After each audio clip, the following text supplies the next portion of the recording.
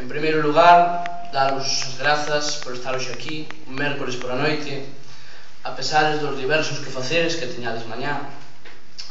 En segundo lugar, agradecer tamén a presenza dos cargos socialistas que hoxe nos acompañan.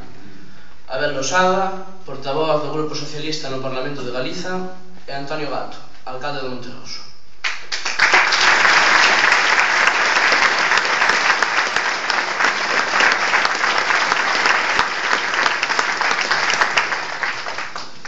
É un placer para min, é un orgullo, atoparmos aquí, neste atril, como representante das recén creadas Xuventudes Socialistas de Agolada.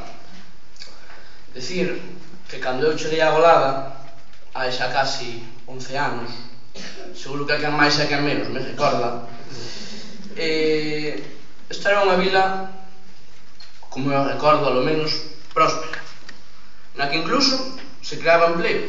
Eu mesmo cheguei aquí de Ourense porque miña nai atopou un posto de traballo. Nesta vila a xente recibiume con brazos abertos e con cariño que sempre agradecerei. E quero agradecelo en forma de traballo, traballo e máis traballo. Por desgracia, según fui medrando, ia vendo que este concello estaba completamente desnortado. Pero estes últimos 4 anos realmente foron os peores que recordo. Se me permiten, voulles contar unha anécdota que outro día nos contou o presidente da Deputación de Lugo. Esta historia aconteceu no concello de Vilalba, aí na veciña provincia de Lugo.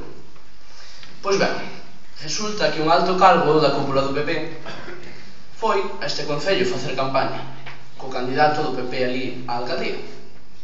Entón estuveron pola vila saludando a xente e tal, e díxolle o candidato: vente hasta ali, está unha casa, que ali son todos do PP. Os avós, os pais, os fillos, os netos, os xenros, os sogros, son todos do PP. Hasta os 10 gatos que naceron antes de onte son do PP. Pero resulta que chegaron ali á casa e ali atoparon a toda a familia. E deronse conta de que dos 10 gatos que naceran antes de onte só quedaban 2. E dixolle: e logo, Manolo, que pasou cos gatos, que aquí só hai 2? E dixolle o home, sabiamente: abriron os ollos.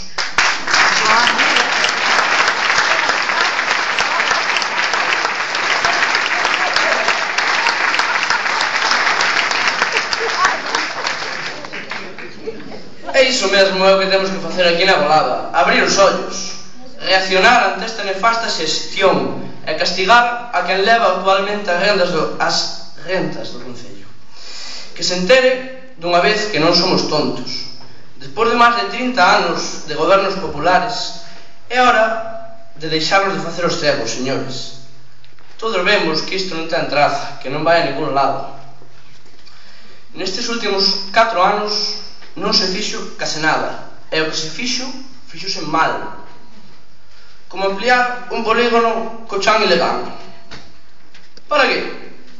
O señor Ramiro dixo hai 4 anos que tiña non sei cantas empresas para sentarse, para instalarse no polígono.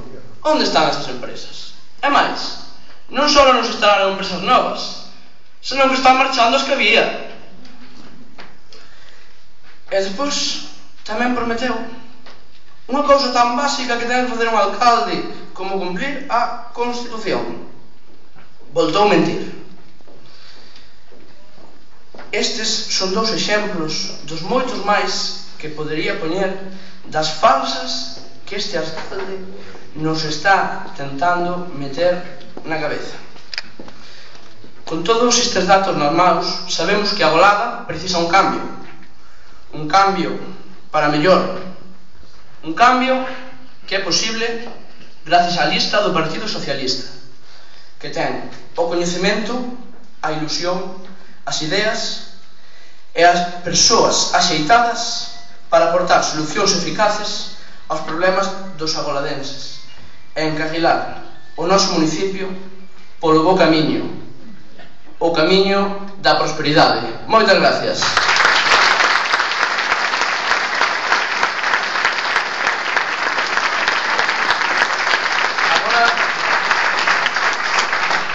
Agora dou paso ao meu compañeiro José Rivas. Un aplauso.